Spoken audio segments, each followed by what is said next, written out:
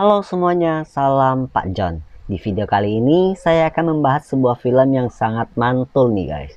Jadi untuk kalian yang ingin tahu judulnya ada di deskripsi. Nah, sebelum kita lanjut, jangan lupa siapkan kopi, teh supaya lebih santuy guys. Oke, nggak usah lama, langsung aja kita ke videonya. Di awal film kita akan diperlihatkan seorang cewek bernama Pong. Pong nampaknya sangat sedih sambil memeluk boneka kumantongnya. Dia pun masuk ke kamar mandi lalu ganti pakaian serta hitam guys, ala-ala Dracula yang sangat seksi. Setelah itu dia pun mengakhiri hidupnya dengan sebuah cutter. Kemudian scene berpindah ke seorang cewek bernama Lee. Lee adalah seorang mahasiswi yang bekerja sebagai penyanyi latar, atau yang biasa kita sebut dengan backing vokal untuk penyanyi terkenal yang bernama Pong. Dan cewek ini adalah Huyen, teman kampus sekaligus sahabat dari Lee. Di sini mereka juga satu kontrakan guys. Kemudian sesampainya di kampus, tiba-tiba mereka dihebohkan dengan sebuah berita di internet yang mengatakan kalau Pong telah bunuh diri gara-gara depresi saat mengetahui video asusilanya yang viral di media sosial. Dia pun mendapatkan banyak sekali hujatan dari para penggemarnya, dan mereka juga telah memblokir seluruh media sosial milik Pong. Di tempat kematian Pong ditemukan sebuah boneka anak kecil yang biasa disebut dengan boneka kumantong, di mana boneka kumantong itu sering dianggap sebagai malaikat pelindung untuk pemiliknya. Setelah mendengar berita itu, Lee pun langsung pergi meninggalkan ruang kelas. Dia pun sangat kaget dan kemudian dia memilih untuk menemui sang ayah untuk menceritakan semuanya. Namun kelihatannya Lee takut untuk menceritakan kepada sang ayah, karena selama ini ayahnya tidak mengetahui kalau dia bekerja sebagai penyanyi latar untuk Pong. Sang ayah tidak mau anaknya menjadi seorang penyanyi, karena menurutnya industri musik pada saat itu rentan dengan pergaulan bebas dan juga penggunaan barang haram. Ayahnya tidak mau Lee seperti ibunya dahulu. Tak lama kemudian seorang detektif dari kepolisian datang menemui Lee untuk menanyakan soal kasus kematian Pong. Lalu si detektif itu pun menceritakan kesemuanya kepada ayah Lee bahwa dia adalah seorang penyanyi latar untuk Pong. Si ayah pun sangat marah kemudian menampar Lee. Lalu Lee pun dibawa ke kantor polisi untuk dilakukan interogasi. Polisi pun bertanya tentang kematian Pong. Namun dia menjawab kalau dia tidak mengetahui apa-apa. Tapi polisi mempunyai bukti yang mengarah kepada Lee. Karena diketahui sebelum kematian Pong, mereka berdua pergi ke sebuah pesta. Tapi lagi-lagi Lee hanya diam saja. Untuk yang terakhir, polisi pun menegaskan kalau jika Lee tidak menceritakan semuanya, maka akan lebih banyak yang akan terluka. Ketika kembali ke rumah, Lee pun keingat lagi kenangan bersama Pong. Dan disinilah gangguan pun mulai muncul. Ketika sedang melamun, tiba-tiba Lee mendengar suara air keran yang terbuka dari kamar mandi. Tapi setelah dicek, ternyata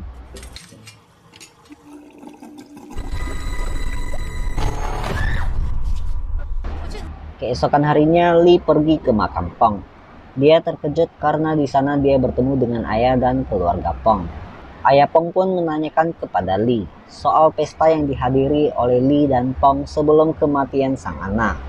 Karena di pesta itulah rekaman video Pong yang viral itu terjadi. Namun Lee hanya menjawab, "Kami dibius, sungguh aku tidak tahu apa-apa."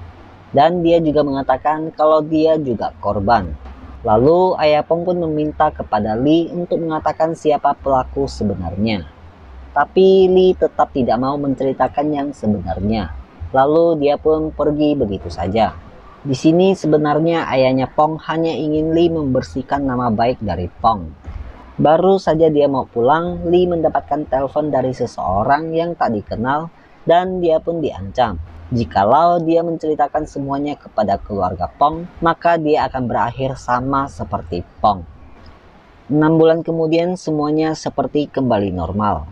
Lee dan Huyen kuliah seperti biasanya. Kemudian mereka pun mendapatkan informasi bahwa ada kompetisi bernyanyi. Dan dia pun tertarik untuk ikut dalam lomba itu. Akhirnya Lee berhasil masuk ke final. Namun sayang dia gagal menjadi juara guys. Di sana Lee dihampiri oleh seorang ibu parubaya, dia bernama Nyonya Tam. Nyonya Tam juga memiliki boneka kumantong seperti Lee dan Pong. Karena tidak menjadi juara, Nyonya Tam pun mengajak mereka untuk makan-makan. Saat makan-makan, Nyonya Tam memberitahu kepada Lee kalau boneka kumantong itu tidak boleh diberikan nama sembarangan. Nanti bisa berakibat fatal. Dia pun mengatakan untuk memberikan nama kepada boneka kumantong itu, kita harus datang ke masternya. Maksudnya ke dukun gitu guys. Akhirnya Lee pun tertarik dengan tawaran Nyonya Tam. Namun Huyen menganggap Lee sudah gila karena percaya dengan tahayul. Walau begitu, ia tetap menemani sahabatnya untuk pergi ke tempat yang dimaksud oleh Nyonya Tam. Sesampainya di sana, mereka pun melihat banyak patung boneka kumantong.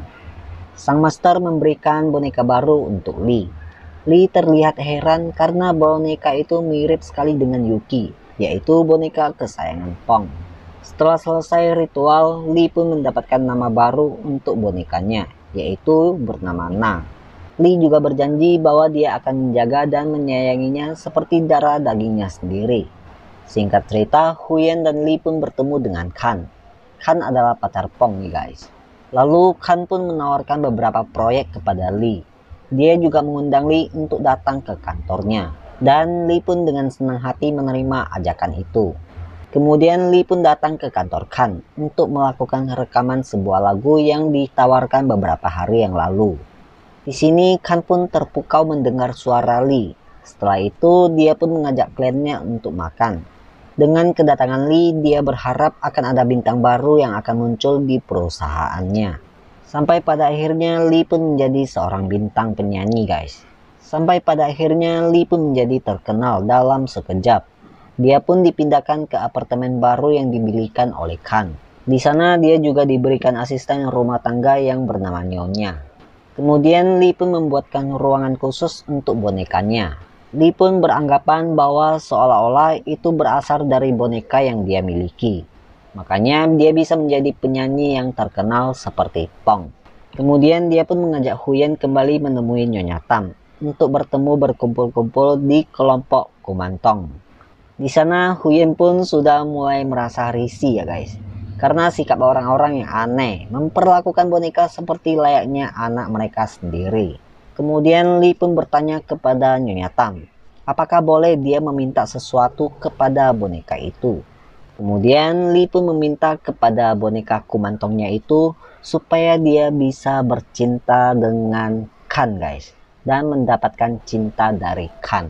Dan benar saja seiring waktu berlalu, Lee dan Kan pun sepertinya semakin dekat.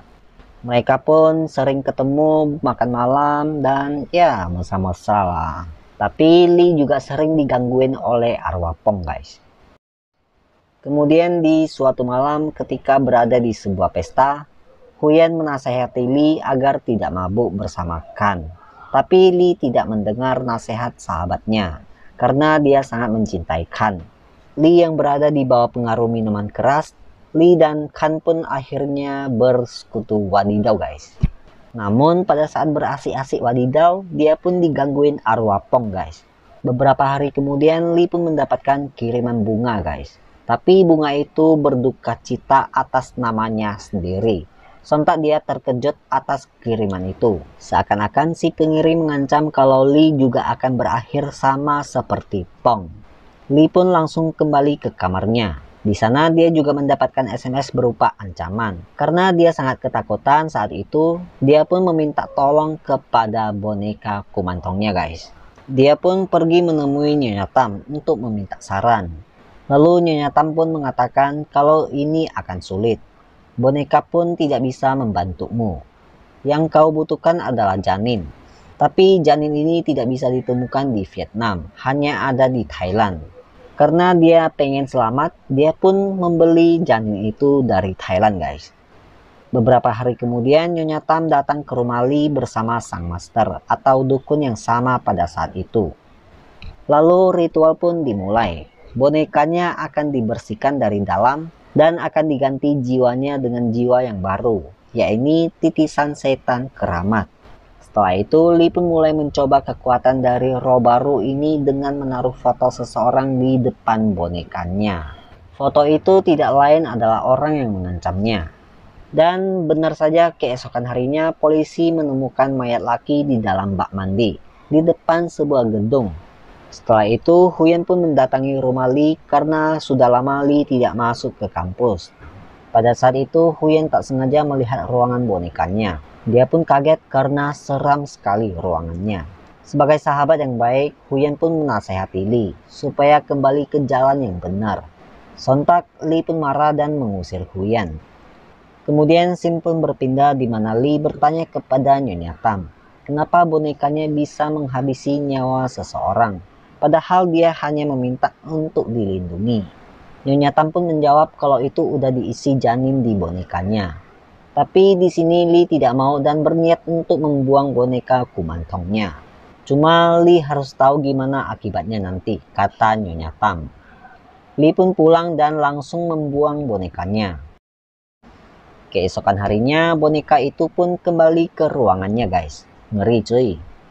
Lalu tiba-tiba Lee pun mendapatkan ancaman lagi guys. Dan dia pun meminta tolong lagi kepada bonekanya. Dan dia pun berjanji tidak akan membuangnya lagi. Dan benar saja besok polisi menemukan 2 mayat lagi guys. Singkat cerita, Huyen pun kena batunya karena dia menyebarkan berita negatif tentang boneka Kumantong.